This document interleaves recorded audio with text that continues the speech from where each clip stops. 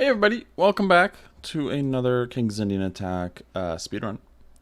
We are playing against Orsamu. 1550. Actually, if we win this game, I'm pretty sure we will finally be 1600. Yeah, we will be. We will be, I can't do math, 1604. Okay, so they play knight f6. We'll just play knight c3. It's a little strange, but the thing is, I don't think d4 is a great move. And I want to play e4. I want to go for a kingside attack, baby. So that's the idea here. Alright. Do we go for the pushy with e5? We could. We definitely could. We can also go like bishop f4. Knight h5 is a playable move though. I don't hate bishop g5, but h6 and then bishop f4.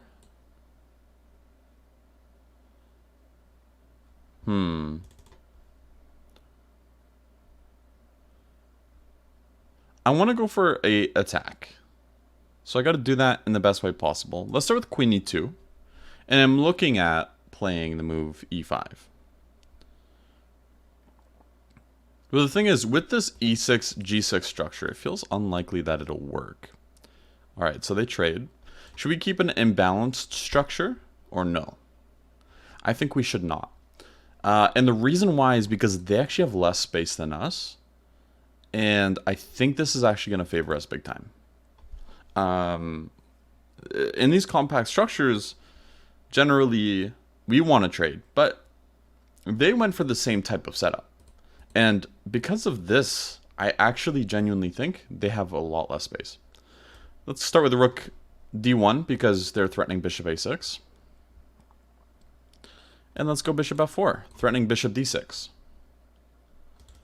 They can play bishop a6 if they want to. I'll just play queen e1. I was looking at queen e3, but knight g4 looks annoying. So I think queen e1's a little bit safer. It's very hard to save this rook in the corner. If they can find a way to do it, they're better than me. Alright, yeah, bishop d6. Great. We get the move in. And the thing is, we don't actually have to take this rook immediately. We can wait a little bit until they've freed up. Like, if they play queen c8, then we take, right? We only want to take when we're kind of forced to. Because it's kind of like looming over their head, you know? Actually, funnily enough, maybe even taking on c5 is good. Or even better. Just because it ruins their structure. But no, we're going to take. We're going to take. I think we should take at this point.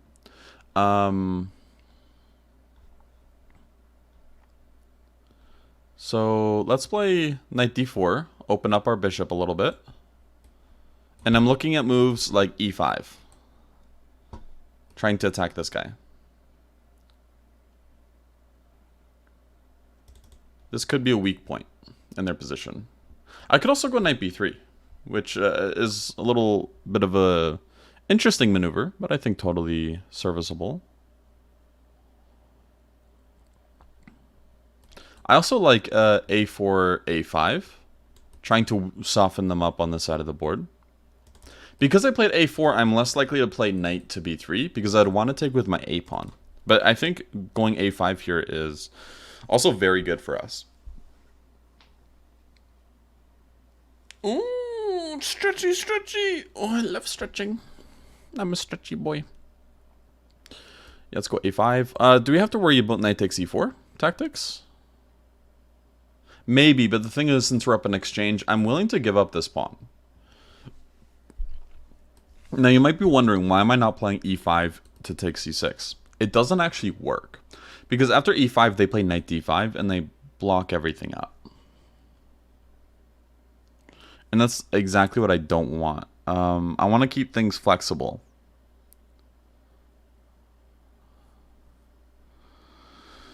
I could go...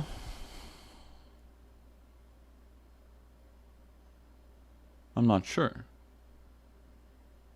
Maybe knight f3 back? Or a5? I don't want to admit mistakes with knight f. Knight f3 is kind of admitting a mistake because we just moved it to d4. Why would we move it away? I genuinely don't think I'm too worried about taking on e4 if they do it. I think what I'll do there is actually just take with the bishop. Because if they take, then I can take with the queen. And then I'm attacking c6. And the thing is, after I take with the bishop and they take d4, oh, I'm not actually threatening to take c6 at the end there. That's interesting. Let's just play a5 then. Because a5, what that does is it threatens to create a discovered attack on the bishop. Okay, so they move out of the way. So I could play a6. Or I could take. I'm going to take and open up the file. I think that's a reasonable decision. And now knight b3 is really tempting. Because even though we get doubled pawns, at this point, I think the situation's a little bit different. Where we do get the doubled pawns, but we've made a good exchange. In my opinion. If they take on d1, I'll probably have to take with the rook.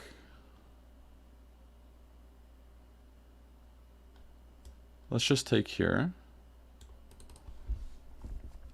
I was thinking of taking on d8 first. I thought it might be nice. But we don't really have to rush it. I think my next big decision is I want to take on d8, play rook d1, and then queen d2. And then I have queen d8 check as a threat. Forcing off... Yeah, so they didn't actually allow us to continue. So let's play h3. And I might go for g4, g5. It's a little aggressive, but I want to displace this knight. I also have queen e3 now, that there's no more knight g4 to attack b6, which is a good thing. Very good thing. I would like to keep my pawn on e4 just to prevent knight d5. Knight d5, it feels like it's a move that kind of helps them a little bit. And it's not a move I want to allow. That's a pretty good move. I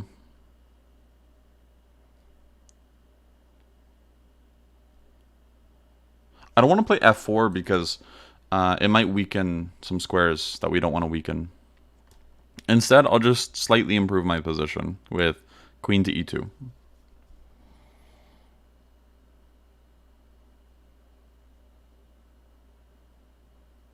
I could always try something like rook a7. It doesn't hurt. Here. Not a bad idea.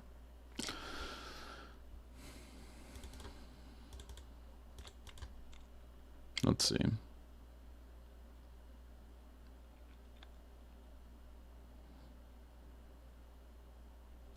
So they finally move, and that means e5 is looking pretty tempting.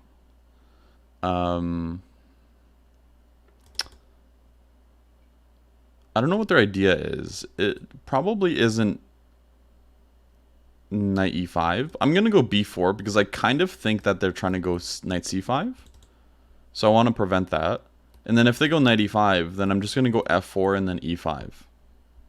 Yeah, so they just move back. But I feel like this b4 move is just in our favor. They are putting up a good amount of pressure here.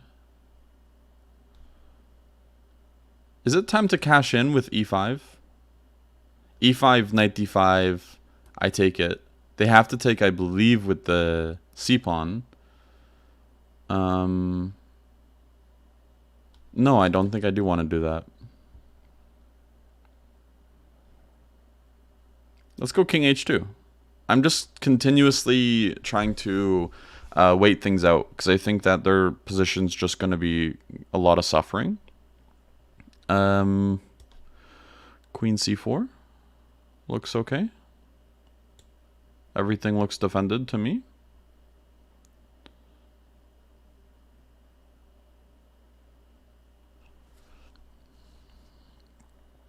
Yes.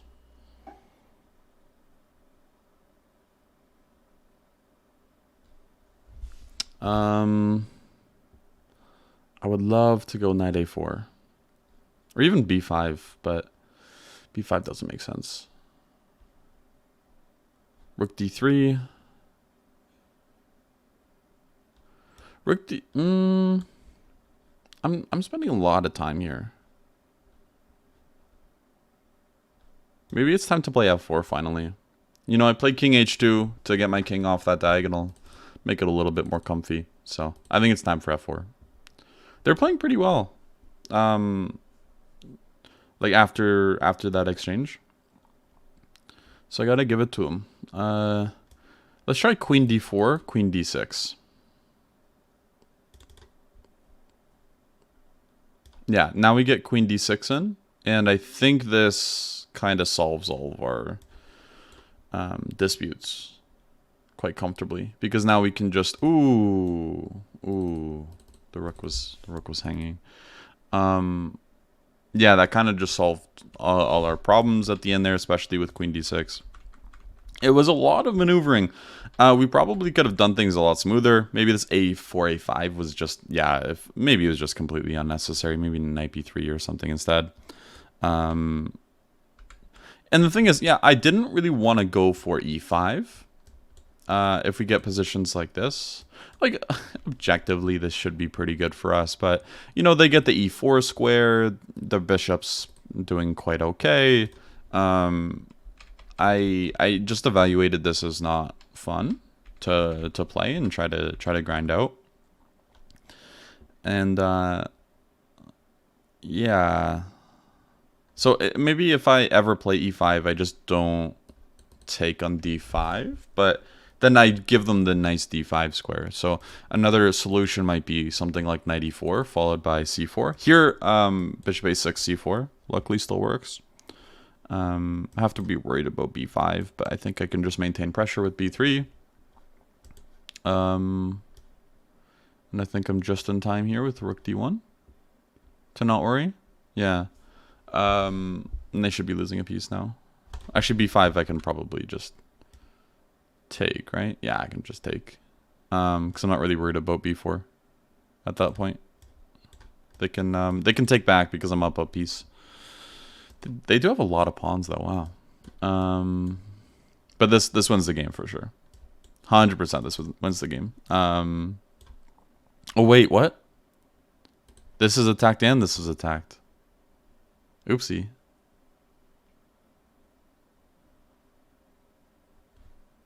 So this is not winning. This is losing. Okay. Maybe king takes then. King takes. Yeah, king takes. And then takes. Now bishop. Okay, yeah. There we go. And this looks pretty good because they are completely undeveloped here. And we are up a piece. They have 3 pawns for it, but it feels like this bishop is just an absolute monster. Let's check the evaluation though. Yeah, it's winning. Okay, good. Just had to make sure. Let's check some other things here. So this felt pretty good for the most part. It felt like it was a mistake to take though. Because again, when we just look at the difference in space, it feels like now we're gonna kind of be favored there. Rook d1 was a nice move to get in. And queen e8 was especially not so good. The problem for them is it's hard to stop bishop f4 to d6. It's actually extremely difficult to stop those. Because maybe they have to go like knight d7. They might have to.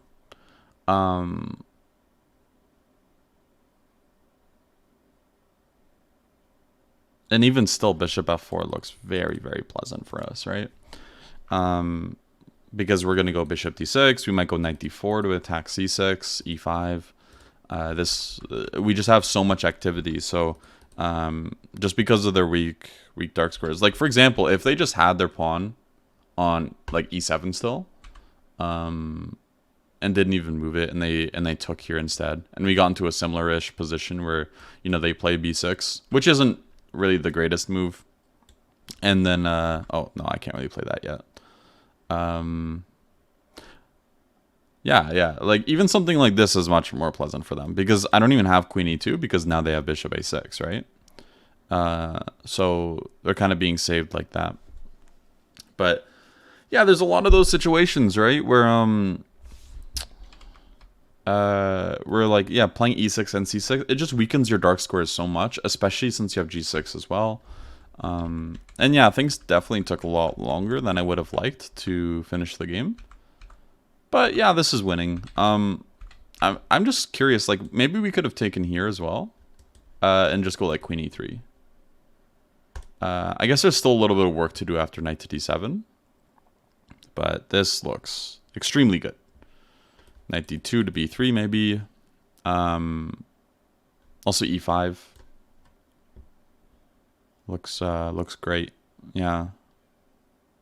Only thing to worry about is like rook b8. We have to play b3. Did they ever play f6? Maybe.